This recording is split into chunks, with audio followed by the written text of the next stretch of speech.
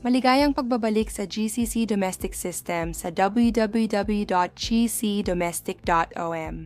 Sana ay proud kayo sa inyong sarili. Natapos nyo na ang 3 modules. Ngayon ay haharapin natin ang sinasabi ng maraming domestic workers na pinakaimportanteng silid na dapat linisin ng perpekto, ang banyo.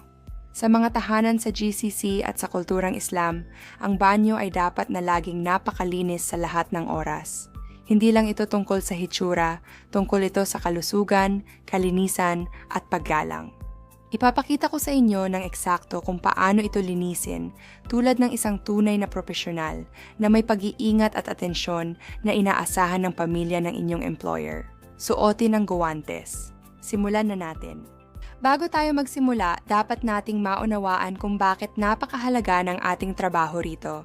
Sa Module 1, natutunan natin na ang kalinisan ay kalahati ng pananampalataya sa kulturang Islam. Wala nang hihigit pang katotohanan dito kaysa sa banyo.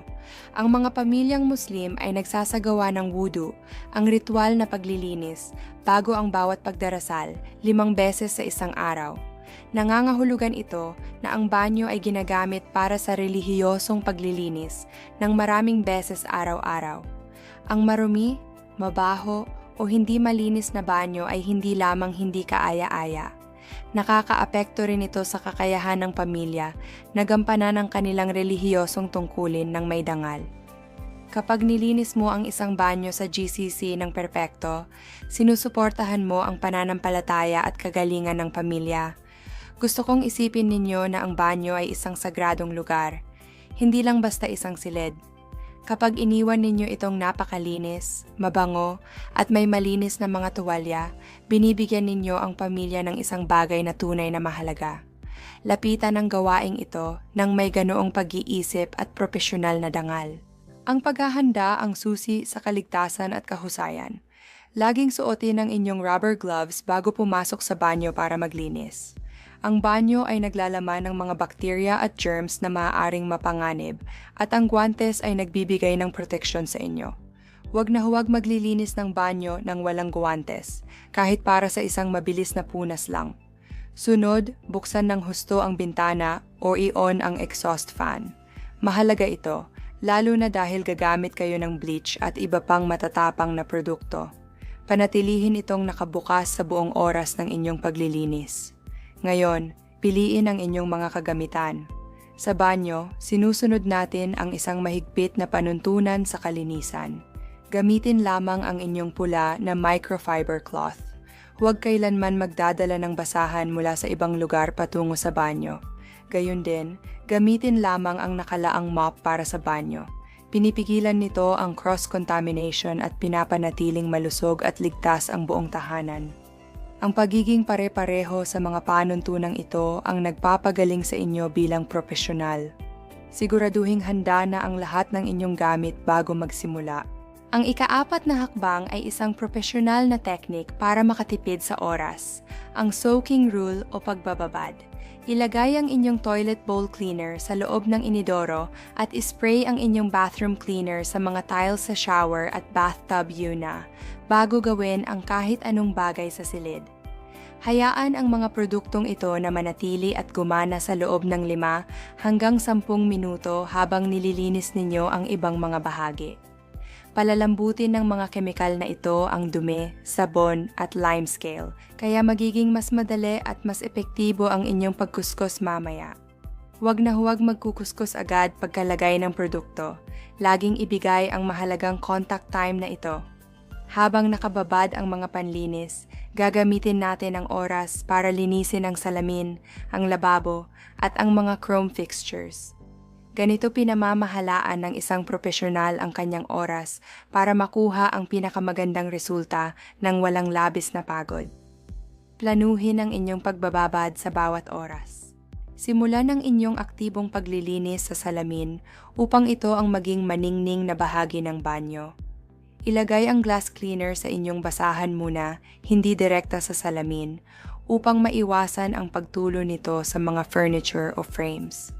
Punasan ito sa paikot na galaw muna para matanggal ang anumang smears o mansa ng toothpaste. Pagkatapos ay gamitin ang squeegee o isang tuyong basahan sa tuwid na galaw mula itaas pababa para sa isang perpektong streak-free na resulta. Ang makinang na salamin ay isa sa mga unang napapansin ng pamilya. Sunod, pakintabin ang lahat ng chrome at gold fixtures.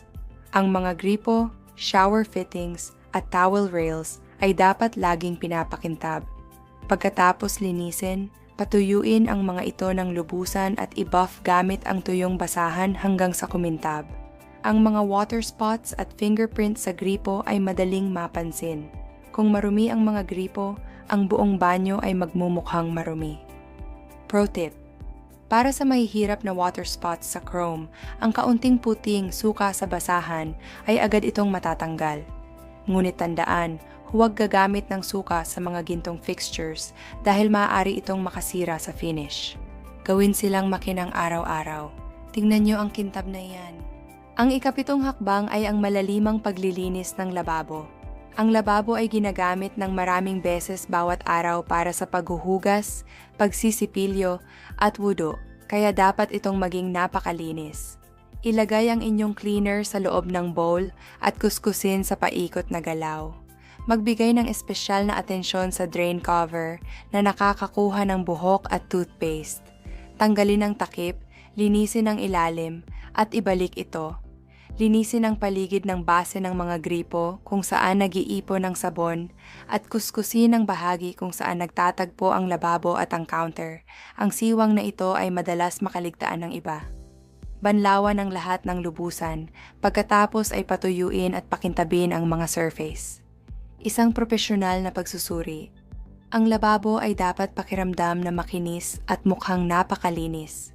Natapos na natin ang unang kalahati ng ating malalimang paglilinis. Sa part 2, pag-aaralan natin ang shower, ang bathtub, at ang pinaka-importanting gawain sa lahat, ang inidoro. Magkita-kita tayo sa susunod na bahagi, maging eksperto sa mga detalye. Natin ang ating paglalakbay patungo sa isang perpektong sagradong lugar. Alalahanin na inilagay natin ang panlinis sa shower at tub sa simula pa lang ng ating sesyon. Kanina pa ito nakababad na magpapadali sa inyong trabaho ngayon, magsimula sa shower. Gamit ang matigas na scrub brush, linisin ang mga tiles mula sa itaas pababa. Bigyan ng napakabusising atensyon ang mga grout lines sa pagitan ng mga tiles. Dito madalas magsimulang tumubo ang amag o mold. Kung makakita kayo ng anumang itim na amag, gamutin ito agad ng diluted bleach solution. Hayaan itong manatili ng 5 minuto, pagkatapos ay kuskusin at banlawan ng husto. Laging ipaalam sa inyong employer para malaman nilang ang amag ay propesyonal na inaasikaso. Banlawan ang lahat mula itaas pababa gamit ang shower head. Pagkatapos ay gamitin ang squeegee sa glass screen para sa isang kristal na linis at streak-free na finish. Sa bathtub naman, gumamit ng malambot na basahan o non-scratch sponge. Huwag na huwag gagamit ng metal scrubbers dahil permanenteng masisira ang finish ng tub. Mag-focus sa waterline mark, ang bilog na namumuo kung saan nakapwesto ang tubig. Dapat itong matanggal araw-araw. Linisin ang labas ng tub, ang mga gripo, at ang overflow cover. Banlawan ang buong tub hanggang sa wala ng kemikal na matira. Ang mabilis na pag-squeegee sa loob ng tub pagkatapos banlawan ay mag-iiwan dito ng tuyo at makinang na hitsura. Ang atensyong ito sa detalye ang gumagawa sa inyong profesional. Ngayon ay dako na tayo sa pinakamahalagang gawain, ang paglilinis ng inidoro.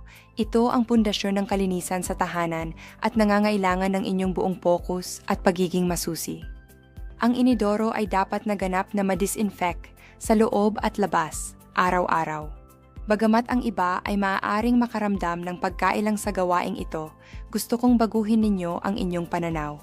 Ang paglilinis ng inidoro ng wasto ay isang napaka-espesyalisado at mahalagang trabaho na nagpoprotekta sa kalusugan ng buong pamilya. Ipagmalaki ang paggawa nito ng perpekto. Laging linisin muna ang labas gamit ang inyong nakalaang pula na microfiber cloth at disinfectant.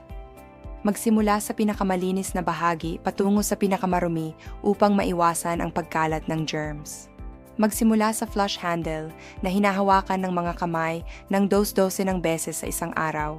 Pagkatapos ay lumipat sa itaas at gilid ng tank, sa takip, at pagkatapos ay sa toilet seat, linisin muna ang itaas at pagkatapos ay ang ilalim.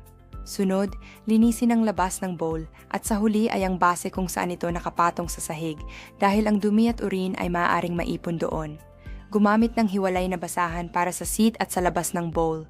Huwag na huwag gagamitin ang basahang ito sa ibang surface. Kapag malinis na ang labas, kunin ang inyong toilet brush at kuskusin muna ang ilalim ng rim. Ito ang nakatagong bahagi kung saan nagtatago ang mga bakterya at lime scale.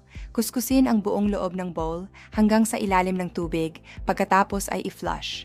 Hawakan ang brush sa loob ng bowl habang nag-flush para malinisan ito. Huwag na huwag iwanang tumutulo ang toilet brush. Hawakan ito sa ibabaw ng bowl hanggang sa huminto ang tulo bago itong ibalik sa lalagyan. Kung may bidet, linisin ito sa parehong paraan. Ang isang perpektong malinis na inidoro ay tanda ng isang tunay na propesyonal. Pagkatapos ng malalimang paglilinis, magre-restock na tayo at mag-aayos ng mga kagamitan. Ang huling pagkakaayos na ito ang nagpapaganda sa isang malinis na banyo upang maging isang maginhawa at magandang espasyo. Suriin ang toilet paper. Kung mas mababa na sa kalahati ang natira, palitan ito ng bago. Itupi ang unang sheet sa isang maayos na triangle. Ito ang universal na hotel signal na malinis na ang silid. Refill-an ang hand soap o palitan ng bar soap. Siguraduhing may sapat na supply ng shampoo, conditioner, at body wash at laging i-report ang mababang level sa inyong employer bago pa ito maubos. Ayusin ang lahat ng bote ng maayos sa mga istante na ang mga label ay nakaharap sa harap. Ngayon, pag-aralan natin ang hotel towel fold. Para sa mga hand towels, itupi ang mga ito ng pahaba sa 3 bahagi. Pagkatapos ay accordion fold ang lapad at patayuin ito sa isang magandang fan shape sa counter. Para sa mga bath towels, itupi ang mga ito sa isang maayos na rectangle at isabit ng tuwid sa towel rail na may pantay na mga dulo. Ang bawat tuwalya ay dapat magmukhang magkakapareho. Ang maliliit na detalyeng ito ay agad na nagsasabi sa pamilya na isang tunay na propesyonal ang nag-alaga sa kanilang tahanan. Obserbahan ang gusto ng inyong pamilya at gayahin ito ng perpekto araw-araw.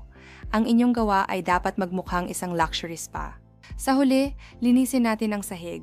Laging mag-dry sweep o mag-vacuum muna para makolekta ang buhok at dumi bago magmo-mop. Pagkatapos, gamitin ang inyong nakalaang mop para sa banyo lamang na may bagong solution ng floor cleaner. Mag-mop mula sa pinakamalayong sulok patungo sa pinto para hindi ninyo matapakan ang malinis at basang sahig. Siguraduhing mamop ng maayos ang likod ng inidoro at ilalim ng sink vanity.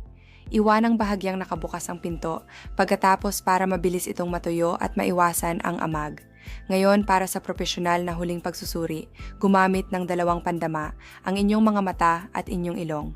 Tumayo sa pintuan at tingnan, ang salamin, ang mga gripo, ang sahig, ang lahat ay dapat na makinang. Pagkatapos, gawin ang smell test. Ang banyo ay dapat na amoy sariwa at malinis, nang walang anumang mabahong amoy o matapang na amoy ng kemikal. Kung may maamoy kayong hindi maganda, suriin muli ang ilalim ng rim o ang drain cover. Kapag pumasa na ang 2 pagsusuring ito, tapos na ang inyong trabaho. Tandaan, minsan sa isang linggo, gawin ang inyong mas malalimang mga gawain, descale ang shower head, linisin ang grout gamit ang bleach, at labhan ang bath mat. Kayo ay nagiging isang pambihirang propesyonal. Ang isang perpektong malinis na banyo ay isang regalo ng kalusugan at pananampalataya sa pamilyang inyong pinaglilingkuran. Ipagmalaki ang mahalagang trabahong ito. Matagumpay ninyong natapos ang Module 4. Magkikita tayo sa Module 5 kung saan haharapin natin ang mga hamon sa kusina. Patuloy na lumago, kayo ay kahanga-hanga.